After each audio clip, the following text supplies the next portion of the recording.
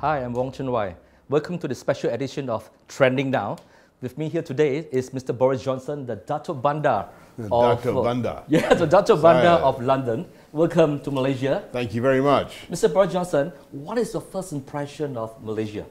I think it's Saya Chanti. I think, is that right? I think it's absolutely beautiful. I think it's, I was stunned to go up the City Hall tower and look out over Kuala Lumpur and see how green it is. And I didn't know what to expect. But I'm very impressed by the plans they have to put in more cycling, to put in this park by the side of the river, but also to use the potential of the transport hubs to build high buildings with low-cost housing for people. I think it's a fantastic vision, and we want to create more partnerships between London and Kuala Lumpur. You have built yourself as some kind of a antithesis to a traditional British politician. Purely by accident. Okay. I mean, I keep trying to be. No, my objective is obviously to serve the people of London, and that's my mission. You were born in New York. You spent a lot of time in Brussels, and that's right. You have a half Indian wife, if I'm not mistaken. Yeah, and you send I could go on.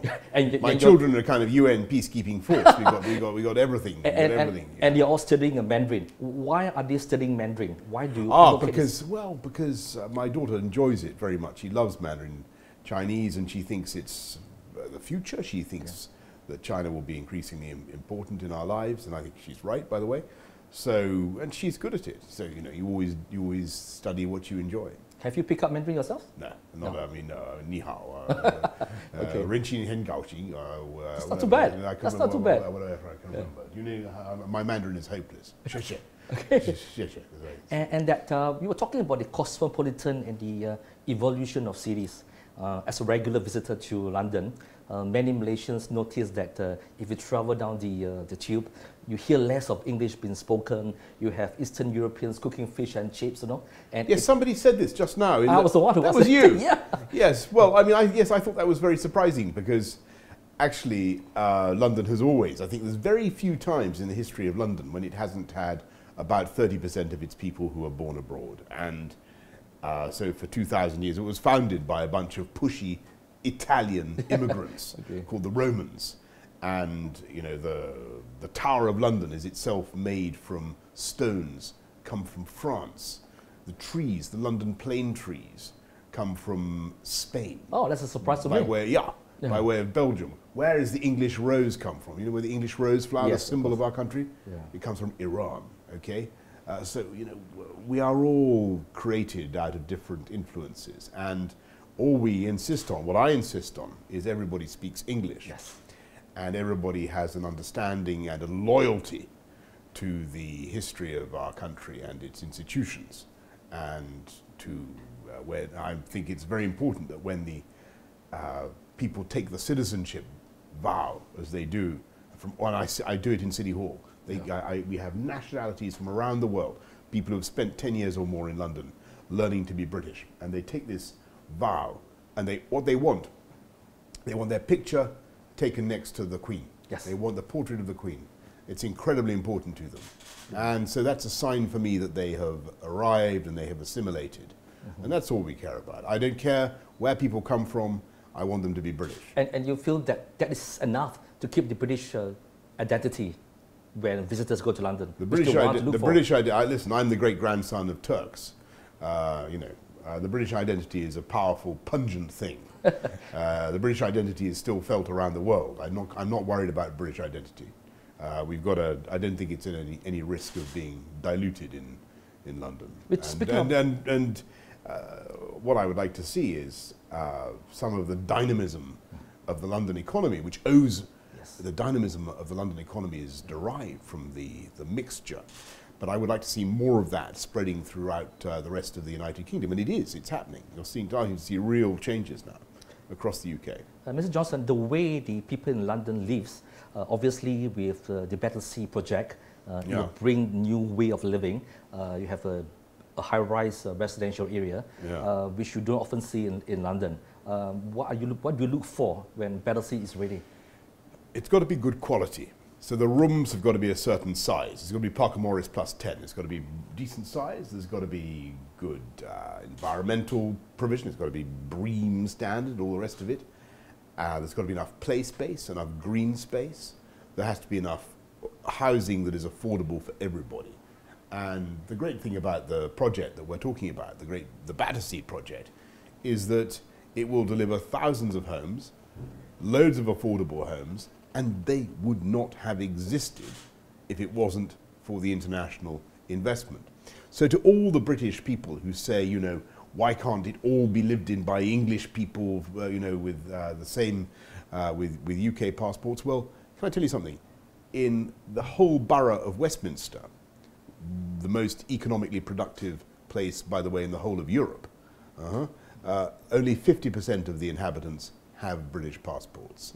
So, you know, to get 60% in Battersea is not bad going. And even if there are 40% who are of the homes that are bought by non-UK nationals, don't forget that many of those will be rented out to people from London. So it's adding to the stock of housing in London. It's helping to deal with our housing crisis. It's helping to stop the price of housing get out of control. And it's a great step forward. This has been a ruin for 40 years. Absolutely. This is nothing but positive. And what kind of jobs will be created for the people of London? There are thousands of jobs already. I think I'm right in saying that the project has created 5,500 jobs. There will be more jobs, permanent jobs, in the hotels, in the restaurants, in the office spaces that will grow up around this area. And some of these buildings that are associated with the project are truly dramatic. I think the Frank Gehry architecture is splendid. I don't know whether you've had a chance to look at it, but I think it's very imaginative. And you say there's nothing like that in London. Yes, that's true. But when the Normans came, there was nothing like the White Tower. And before Pugin built the Parliament, there was nothing like the House of Commons. In fact, Charles Dickens campaigned against it. There are always people who have doubts. There are always people who are negative. But in the end, I've absolutely no doubt that the Frank Gehry structures, those incredible forms, those strange biological shapes, will become just as loved as any other building in London. You have built yourself as a politician who's unpredictable, who has in the spotlight for a wrong reason, but you have cleverly turned it around to your advantage. How do you do that? And what would you share this secret with politicians who would usually be very sensitive, or who can't take this negative spotlight, who can't turn it around? Well, I don't think that's look. All politicians, all politicians have got cockroach-like powers of resistance and self-deception. So I don't think that's the. I always give. My grandmother used to say, when she used to say, "Darling, it doesn't matter how you're doing; it matters what you're doing." That's the advice. I don't know whether that's very useful advice, but that's what she said to me. Tell us more about the book that you have written on Churchill. Okay, I can tell you almost an unlimited amount about that. It's out now in all good bookshops, particularly in Kuala Lumpur, I hope. I don't know whether it is actually. It is. It is. Oh, fantastic. It's doing very well. I'm proud to say it's been a bestseller in England for about a month now. So it's going well. It's an attempt to explain Churchill, Winston Churchill, the great wartime leader, to a new generation, to remind people of some of the things that he did that are in danger of being forgotten. Because he wasn't just a great leader in 1940, it was all the period leading up. He did extraordinary things. He helped to invent the tank, the Royal Air Force, aviation. He had a huge role in the creation of the modern Middle East, of modern Ireland, the Cold War. You know, he was one of the makers of our times, and I think lots of that has been forgotten because everybody focuses on 1940. I mean, Winston Churchill was a great storyteller. He had great quotes. Has your job as a journalist helped you in your career? Being a journalist is a great training for anything, because whatever you want to do, whether you're a businessman or whatever profession you want to do. Journalism is very useful because you have to think from the point of view of the reader, and you have to boil down whatever it is you want to say and catch people's attention very quickly. So that for a politician, that's also quite valuable. You need to compress and to articulate it simply. You have taken the first step towards a return to the Parliament with this selection committee at Oxbridge.